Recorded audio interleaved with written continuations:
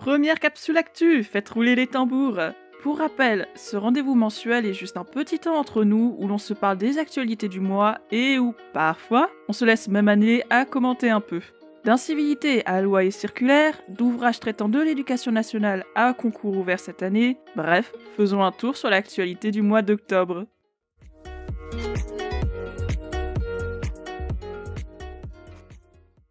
L'agression filmée d'une enseignante de lycée professionnel. Qui ne l'a pas vue en ces temps de partage massif sur les réseaux sociaux? Une enseignante projetée au sol après que l'un de ses élèves ait forcé le passage pour sortir. Une scène filmée et diffusée à une échelle virale. 6 jours d'ITT pour la collègue, ainsi qu'une protection fonctionnelle et qu'un dépôt de plainte. Le rectorat de Créteil a d'ailleurs réagi rapidement par un communiqué, indiquant qu'il y aurait un conseil de discipline, des sanctions et un soutien psychologique pour l'enseignante victime. Pas mal de réactions observées. On aura entendu un appel à ne pas partager la vidéo parce que le visage des élèves n'est pas flouté, ou pour ne pas humilier davantage l'enseignante. Les insultes et remarques à caractère tout sauf tolérant envers l'agresseur majeur ou le contexte social de l'établissement. D'autres appelant le président à réagir, ou encore d'autres réactions. Quelques questions qui me viennent vite fait ou que j'ai lues ici et là. Est-ce que si la vidéo n'avait pas été autant partagée au point de devenir virale, les autorités compétentes auraient réagi avec autant de rapidité, avec autant de fermeté? Pourquoi clamer que c'est un acte isolé dans ce communiqué quand les personnels de l'éducation nationale y sont confrontés quotidiennement? Aucune menace ou agression physique ou verbale à leur encontre ne peut être tolérée, peut-on lire dans le communiqué. Ouais. Du moment que ça devient viral et donc potentiellement gênant. D'autre part, qu'arrivera-t-il réellement à ces élèves à interpeller? Conseil de discipline avec renvoi définitif, probablement, mais après. Pour rappel, 2 des élèves sont mineurs. Il est donc évident, avec notre système judiciaire, que la sanction sera légère dans leur cas. Quelles seraient donc les sanctions les plus justes à appliquer pour une telle situation? 1 ou 2 rappels en plus d'ailleurs. Filmer en classe est interdit, autant que sortir son portable dans le cours. Contrairement à ce que certains internautes écrivent pour justifier le geste de ce jeune homme, sortir de cours de son propre chef est tout aussi interdit, sauf si l'enseignant y autorise, avec généralement un camarade qui accompagne jusqu'à la vie scolaire. Seulement dans ces conditions, l'élève est autorisé à sortir de l'établissement sur l'heure de cours, ce qui n'était pas le cas ici. Alors s'il vous plaît, arrêtez d'employer le terme otage. Les masques tombent pour l'école élémentaire. Ça y est, la décision a été prise d'abandonner le masque pour l'école élémentaire. Les écoliers des départements ouverts n'ont plus l'obligation de porter le masque depuis le lundi 4 octobre. Mais attention, ce n'est pas généralisé, y compris à la fin du mois. Au vendredi 22 octobre, soit le départ des vacances, 79 départements n'imposaient plus le masque. Sauf que, les adultes n'ont toujours pas le droit d'ôter leur masque pour faire cours, profs comme ATSEM ou AESH ou les autres personnels des écoles. S'entasser à 25, voire plus dans une classe, ça passe. Mais l'enseignant qui enlève le masque, ça casse. Ah oui, contradiction quand tu nous tiens. Certains départements où le port du masque n'est plus obligatoire pour les écoliers ont à nouveau passé le seuil d'incidence de 50 pour 100 000 habitants. Relâchement des mesures ou nouvelle vague qui se prépare? La réponse, on l'aura certainement au retour des vacances. Mais d'abord, on profite de la semaine qui nous reste. Mince quoi. La fonction de directeur d'école et la loi RILAC. On sera amené à s'en recauser brièvement dans l'épisode de la semaine prochaine avec, forcément, des éléments caducs puisque l'épisode a été enregistré en mi-octobre. Et voilà ce que ça fait d'enregistrer en avance. On en entendait un peu parler depuis juillet 2020 quand elle n'était encore qu'une proposition de loi, mais ça y est, la loi RILAC a été adoptée par l'Assemblée nationale et par le Sénat en deuxième lecture le 20 octobre dernier. Tollé et réactions particulièrement sifflantes pour enseignants et directeurs d'école, autant dans le premier degré que dans le second degré, sur cette loi qui vise à renforcer la fonction de directeur d'école.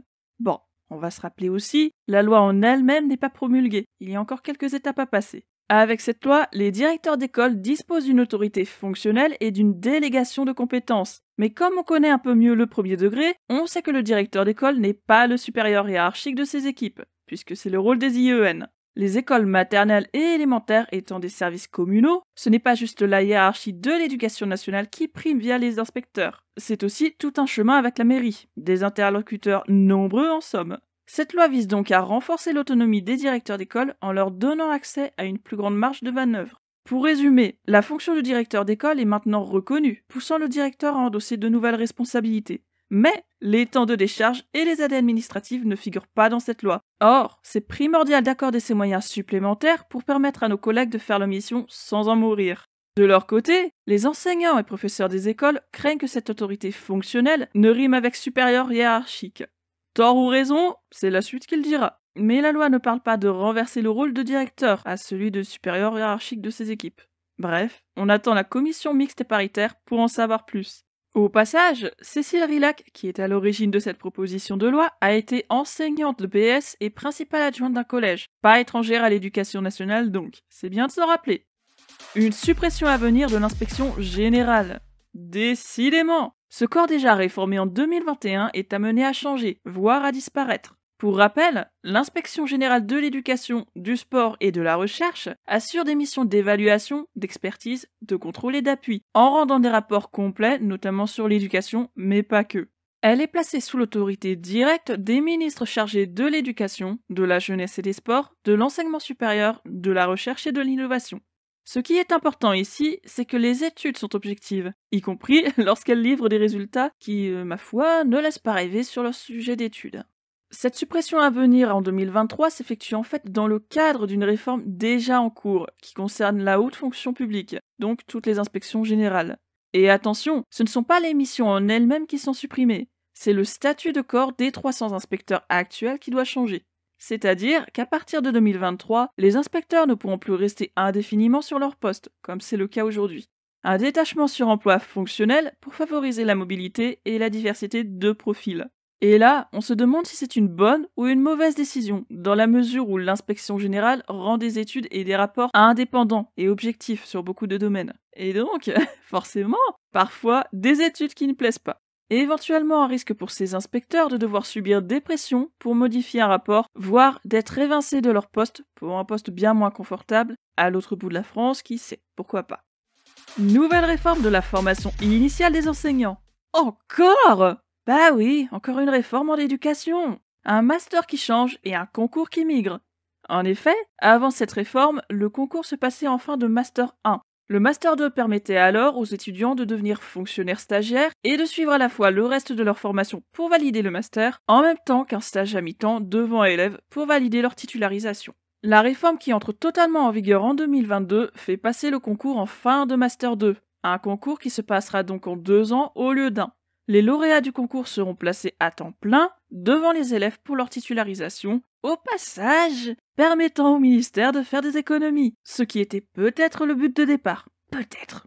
Nouveauté aussi, une plus grande possibilité d'alternance où, là, les étudiants partageront leur temps entre leur formation et leur temps devant élèves. Et aussi une période de transition bordélique jusqu'à 2022. Les concours et les examens dans l'éducation nationale. Les modalités du bac 2022 ont été dévoilées. Pour le bac général et technologique, les épreuves de spécialité auront lieu du 14 au 16 mars 2022, suivies par les évaluations de compétences expérimentales de PC et SVT du 22 au 25 mars. 30 et 31 mai, ce sont les évaluations de langue vivante. La philosophie, c'est pour le 15 juin 2022, suivi de très près par l'épreuve anticipée de français pour le 16 juin. Enfin, le grand oral entre le 20 juin et le 1er juillet. Pour le bac professionnel, les épreuves écrites et pratiques sur support informatique, ça sera entre le 23 mai et le 3 juin, suivi par les épreuves d'enseignement généraux entre le 14 juin et le 24 juin. Et bien sûr, les épreuves professionnelles avec un calendrier spécifique à la spécialité choisie. Résultat du bac pour tout le monde le 5 juillet.